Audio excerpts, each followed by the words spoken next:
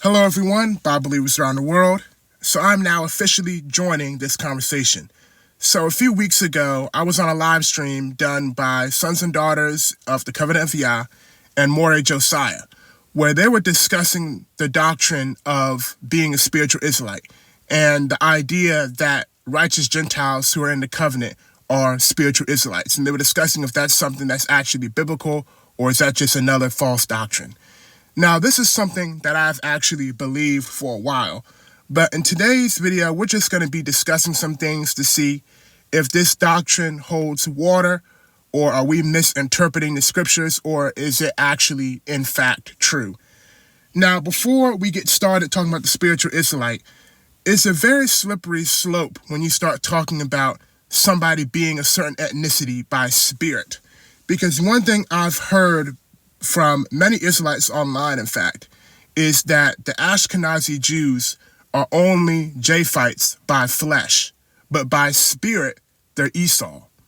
So the doctrine of somebody being something different, a different nationality by spirit than they are by their flesh, is not something that is new, but it's a very slippery slope. And it's like the kind of thing where it's like, okay, where does it end? So you are an Israelite, but you're a Moabite by spirit, or you're a Japheth Caucasian, but you're an Edomite by spirit, or you're, I don't know, a Japanese man and you are Nimrod by spirit. So the idea of ethnicity being a spirit, having a spiritual side to it, or ethnicity being spiritual, is a very slippery slope, and it's not something that is supported by scripture. For instance, one thing the Most High Yah showed me very early on when he brought me out of One West Camp doctrine is that the concept of having an Esau or Edomite spirit is not biblical. There's not an ethnicity spirit of Esau that you have or that you can catch like the flu. The One West Camps would do stuff where if you liked a Taylor Swift song, or if you liked Starbucks coffee, or if you didn't like a lot of seasoning on your food, they would say you have an Edomite spirit, because you see they push a false doctrine of the white man's Esau, and if you have any characteristics of the white man inside of you or your personality, they would say you have an Edomite spirit. So it's very risky and a slippery slope to push spiritual ethnicity. But let's get to the Israel thing. Is it biblical? So one of the verses that I have used in the past to say yes, righteous Gentiles, when they come into the covenant, are spiritual Israelites, is Judith chapter 14 and verse 10. And for a little bit of context, in the book of Judith, specifically chapter 14, there was an Ammonite dude who circumcised himself and began to follow the Israelites. And listen what it said about this Ammonite. And when Anchor had seen all that the God of Israel had done, he believed in God greatly, and circumcised the flesh of his foreskin, and was joined unto the house of Israel unto this day.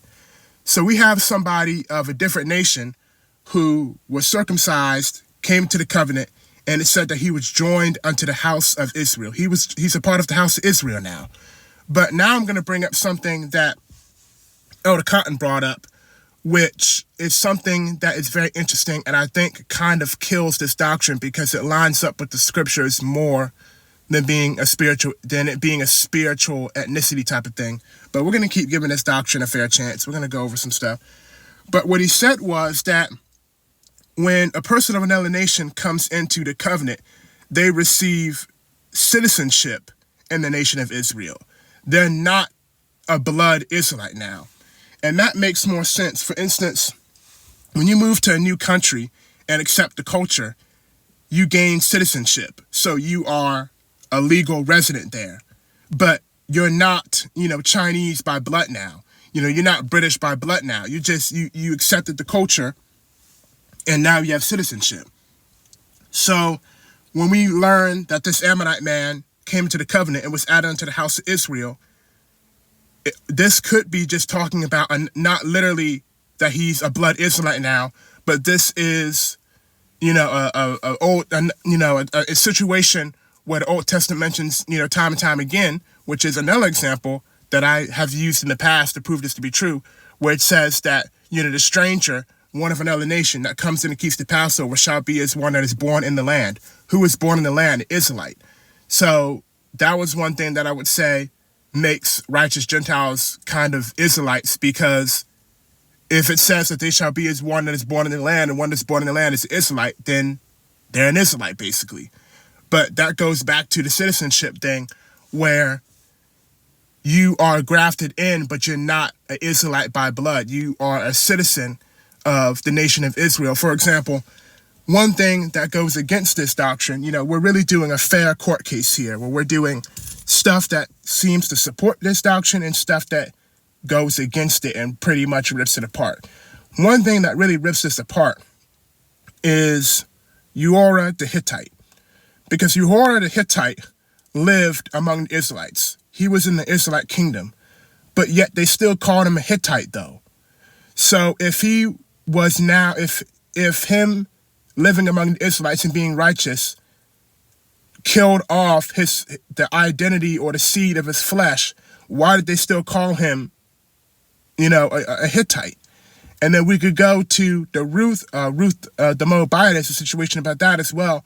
And that is another thing that really supports the idea of when righteous Gentiles come into the covenant and are grafted into Israel, they are citizens of Israel and not blood Israelites, is how when Ruth came to live among the Israelites, people were still identifying her as a Moabitess.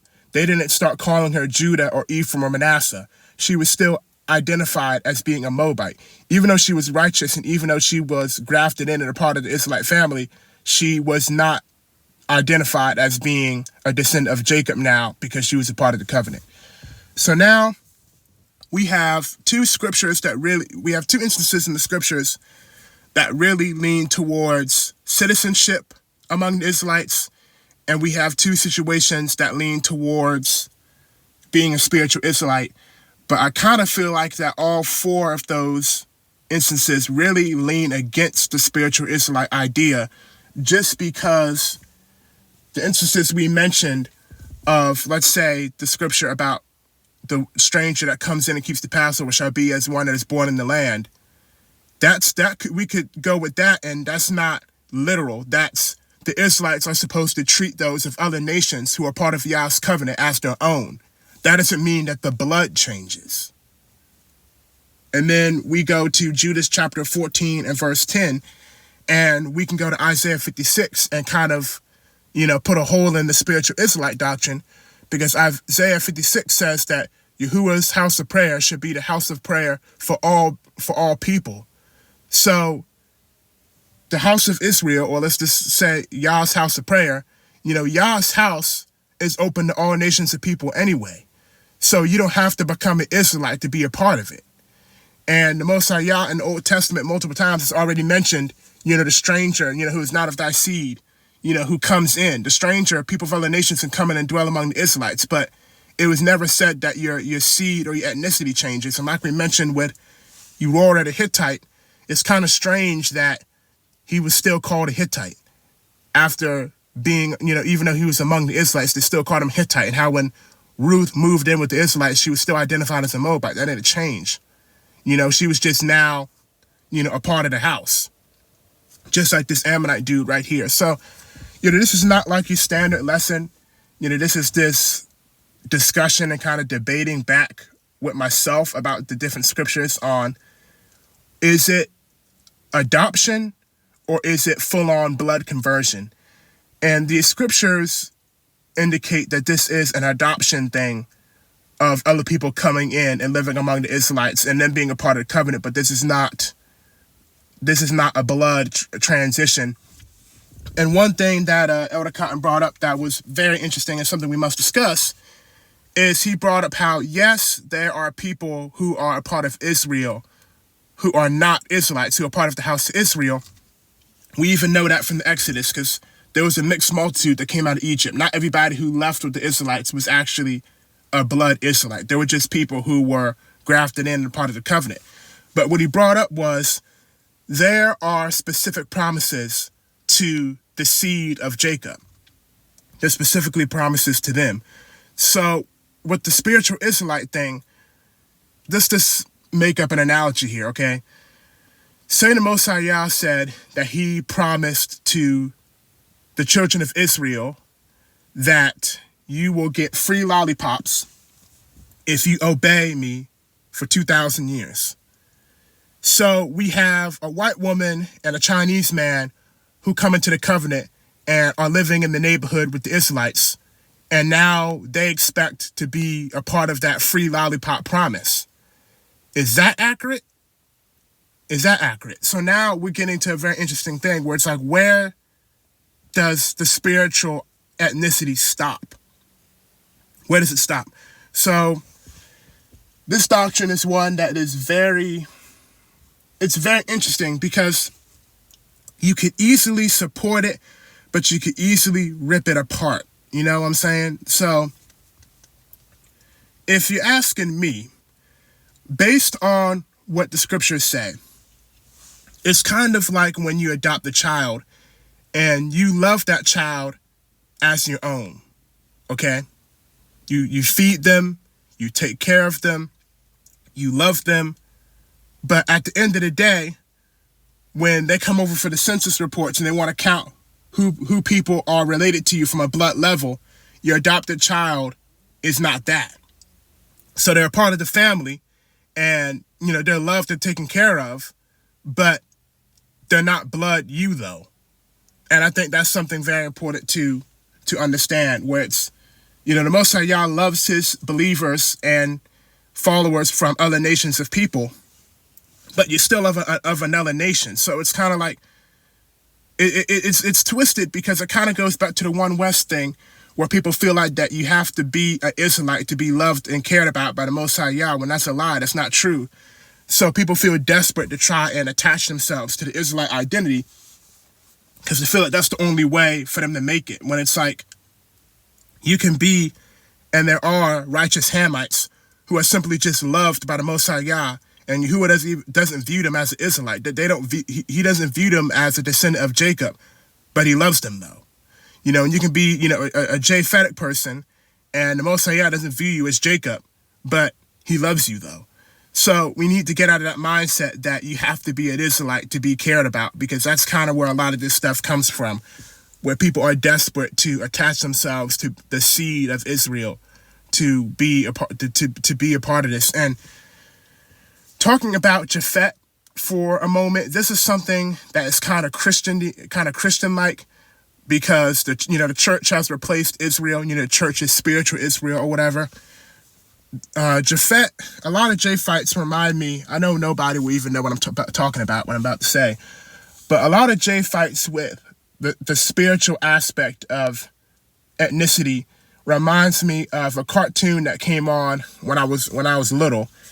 And one of the episodes in that cartoon, one of the characters was in a play, and he wanted to play every character in the story. Now, usually you have different actors in the story, but this character in this cartoon, he wanted to be everybody in the story. He wanted to be the villain, he wanted to be the hero, he wanted to be the bystander, and he just wanted to be the guy who was walking by. He wanted to be everybody. And it kind of makes me think about Japhet in a way, where you have some Japhet, you know, like these, you know, MAGA guys and, you know, British Islamism, who are all about their whiteness and, you know, the doctrine of whiteness and them being superior, and, you know, the black man being underneath their foot. You know, you got a lot of those.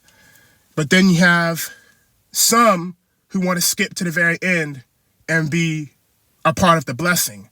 So it's like the same guys who, you know, we talk about it, Japhet, you know, Dead Sea Scrolls, you know, wanting to eliminate the strength of the children of Israel. Obviously not all of them, but you have some of those guys who early on, they want Jacob underneath their boots.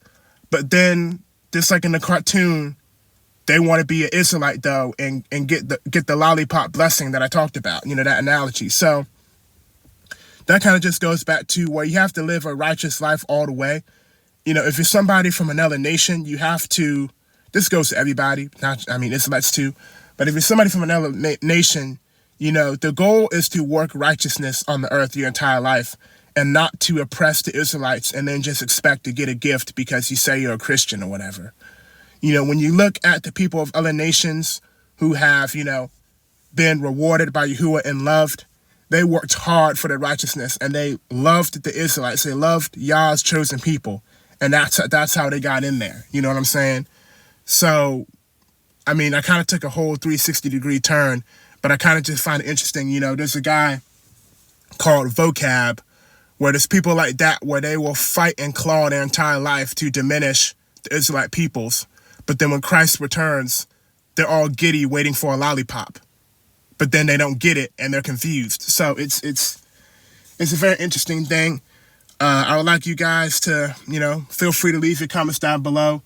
Do you think that it is an adoption process, or do you think it is a blood transition thing?